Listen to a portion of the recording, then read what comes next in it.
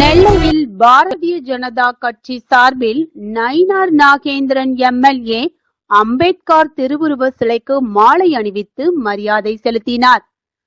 நிகழ்ச்சியில் வடக்கு மாவட்ட தலைவர் தயாசங்கர், மாவட்ட செயலாளர்கள் நாகராஜன், வெங்கடாச்சலபதி என்ற குட்டி மற்றும் நிர்வாகிகள் கலந்து கொண்டனர்.